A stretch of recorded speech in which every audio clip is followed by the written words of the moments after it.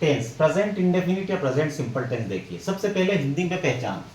जिन हिंदी वाक्यों के अंत में ता है, ती है, ते हैं, ता हूं, ती हूं, ये से शब्द आते हैं, वो सारे सेंटेंस प्रेजेंट इंडेफिनिट टेंस के कहलाते हैं। यदि आप इंग्लिश बोलना सीख रहे हैं या इंग्लिश स्पोकन सीख रहे हैं तो आपको इस पहचान से मदद मिल सकती है। आप इसको सेंटेंस को देखकर पहचान जाएंगे कि ये इसी टेंस के सेंटेंस, जैसे वह क्रिकेट खेलता है, ता है, मम्मी खाना पकाती है, हम बाजार जाते हैं, है ना, मैं एक मूवी देखता हूँ, ठीक है, और मेरी बहन पढ़ाई करती है, वर्षा होती है ना। तो इस प्रकार के सेंटेंस जितने हम लेटर लिखते हैं, जिस हिंदी वाक्यों के अंत में ता है, ती है, ते है आ जाता है, वो सारे सेंटेंस इसी टेंस के अंतर्गत आते हैं। और इंग्लिश में इनकी पहचान, यदि किसी इंग्लिश सेंटेंस को आप पहचानना चाहते हैं कि कौन से टेंस का सेंटेंस है, तो आप इससे पहचान सकते हैं। उनमें लगभग always, never, rarely, usually, generally, often या समटाइम्स लिखा हुआ दिखेगा।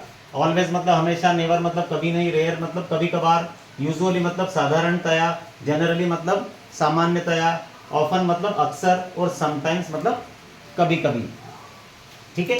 इनसे आप पहचान सकते हैं ये इसी टेंस का सेंटेंस है, क्योंकि इस टाइप का सेंटेंस कभी कभार परीक्षा में पूछा जाता है, एग्जाम में पूछा जाता है। एक सेंटेंस बना दिया जाता है, उसमें यूजुअली वगैरह ये कोई शब्द दे देते हैं, रिक्त स्थान दे देते हैं, यानी फिल इन द ब्लैंक्स दे देते हैं, और लास्ट में क्रिया के 3 रूप लिख देते हैं, है ना। तो जैसे रीड, रीड्स, रीडिंग, ऐसा कुछ दे दिया, ठीक है।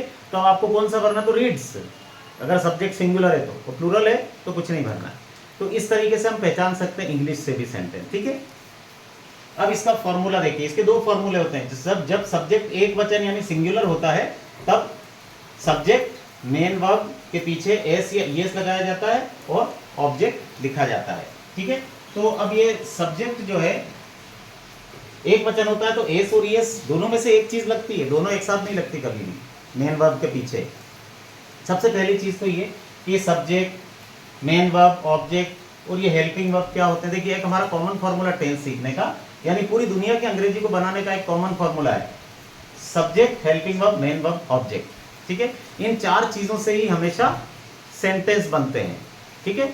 अब इसको मैंने HV को हर्षवर्धन जी माना है और MV को मोहन वर्मा जी माना है, ठीक है। एक उदाहरण मैंने बना रखा है कि यदि किसी कॉलोनी में, मान लीजिए किसी कॉलोनी में हर्षवर्धन नाम का कोई व्यक्ति रहता है, वो सपरिवार कहीं घूमने चला जाता है, उसके घर पे ताला है और घर पर नेम प्लेट भी नहीं लगी है, नाम भी नहीं लिखा है।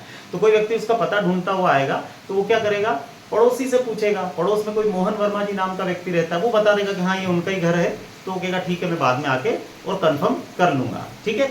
तो इस प्रकार से ये जो हर्षवर्धन जी हैं, इन हर्षवर्धन, ये हेल्पिंग वर्ब है, इसको आप हर्षवर्धन जी मान लीजिए, H से हर्ष, V से वर्धन और M से मोहन, V से वर्मा जी। अब ये जो सेंटेंस है देखिए, इसमें हर्षवर्धन जी गायब है, यानी हेल्पिंग वर्ब गायब है, तो मोहन वर्मा जी पहचान कराते हैं अपने पीछे एस या ईएस लगाकर, ठीक है। तो मोहन वर्मा जी पहचान करा है, इसलिए इसको एस या ईएस इसके पीछे लगाया जाता है, यानी ऐसा सेंटेंस जिसमें कोई हेल्पिंग वर्ब नहीं दिख रही है और मेन वर्ब के पीछे एस या ईएस लगा, वो कंफर्म हो जाता है कि प्रेजेंट इंडेफिनिट टेंस का सेंटेंस है, ठीक है। जब सब्जेक्ट आपका एक वचन हो तब, लेकिन सब्जेक्ट बहुवचन या आई हो तो मेन वर्ब के पीछे कुछ भी नहीं लगता है, ये एस ईएस लिखकर मैंने काट दिया है, मतलब ना एस लगेगा ना ईएस लगेगा और कोई हेल्पिंग वर्ब भी नहीं होगी। तो इससे सेंटेंस की पहचान हो जाती है कि प्रेजेंट इंडेफिनिट टेंस का सेंटेंस ही है, कंफर्म है, ठीक है। अब इससे सेंटेंस कैसे बनते हैं ये देखिए। तो शी कुक्स फूड, एक सब्जेक्ट लिया आपने शी, जो कि सिंगुलर सब्जेक्ट है यानी एक वचन है, ठीक है। और मेन वर्ब हो गई कुक यानी पकाने की क्रिया, मुख्य क्रिया यानी वो कार्य होता है जो उस वाक्य में हो रहा होता है, तो कार्य पकाने का हो गया, काम पकाने का हो गया। और मेन वर्ब के पीछे एस लगना चाहिए था, एस ईएस दोनों में से, तो एस लगा दिया अपन ने, और फूड हो गया ऑब्जेक्ट। सब्जेक्ट, मेन वर्ब के पीछे एस ईएस और ऑब्जेक्ट, ये आपका सेंटेंस तैयार हो गया। दूसरा देखिए, सरिता गोज टू मार्केट, सरिता हो गया सब्जेक्ट, ये भी सिंगुलर सब्जेक्ट है यानी एक वचन है, तो गो के पीछे, गो जो है वो मेन वर्ब है, जाने की क्रिया, जाने का काम है, गो, उसके पीछे ईएस लगना चाहिए था तो ईएस लगा दिया, और टू तो प्रीपोजिशन है, प्रीपोजिशन का इसमें ऑब्जेक्ट नहीं माना जाता, और ऑब्जेक्ट है मार्केट, ठीक है। तो सब्जेक्ट, मेन वर्ब के पीछे ईएस और ऑब्जेक्ट, ये सरिता गोज टू मार्केट मतलब सरिता बाजार जाती है ना। शी कुक्स फूड, वो खाना पकाती है, ऐसे सेंटेंस के बनाए जाते हैं, ठीक है। अब यहाँ पर आप देख रहे हैं कुक के पीछे एस लगा और गो के पीछे ईएस लगा, ऐसा क्यों हुआ? तो इसके लिए भी नियम है। तो आप एक काम करिएगा कि आपको ये एस और ईएस लगाने के नियम सीखना है, तो आप मेरे एस और ईएस लगाने वाले नियम वाले वीडियो में जाकर जरूर देखिएगा, क्योंकि उसके एस और ईएस लगाने के भी कुछ नियम होते हैं, वो अलग से नियम होते हैं, वो आपको अलग से सीखना पड़ेंगे। तो वो वीडियो आप जरूर देखिएगा, ठीक है। कुछ और सेंटेंसेस देख लीजिए। सॉरी, ये तीसरा और चौथा नंबर इसको डालना है हमको, ये नंबर में डालना भूल गया। ये तीसरा और ये चौथा, ठीक है।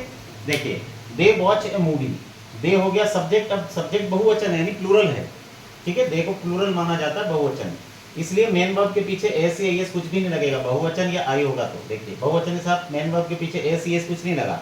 दे watch a movie, a movie object हो गया, subject main verb S S नहीं लगेगा, प्लूरल के साथ object. I draw a picture, I हो गया सब्जेक्ट, इसके साथ भी मेन वर्ब के पीछे एस एस कुछ नहीं लगता है, तो ड्रॉ के पीछे कुछ नहीं लगा है, ना एस ना एस, और ए पिक्चर ऑब्जेक्ट हो गया। अब ये आई जो है, आई के बारे में छोटी सी जानकारी दे दूं आपको।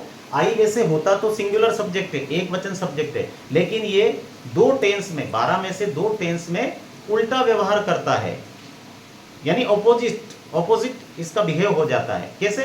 तो ये 2 टेंस कौन कौन से हैं? तो ये 2 टेंस हैं, एक तो ये प्रेजेंट का इंडेफिनिट, ठीक है, और एक प्रेजेंट का ही है परफेक्ट, प्रेजेंट परफेक्ट। इन 2 टेंस में ये सिंगुलर होते हुए भी, एक वचन सब्जेक्ट होते हुए भी सेंटेंस बहुवचन वाले बनाता है, यानी प्लूरल वाले सेंटेंस बनाता है सिंगुलर होते हुए भी।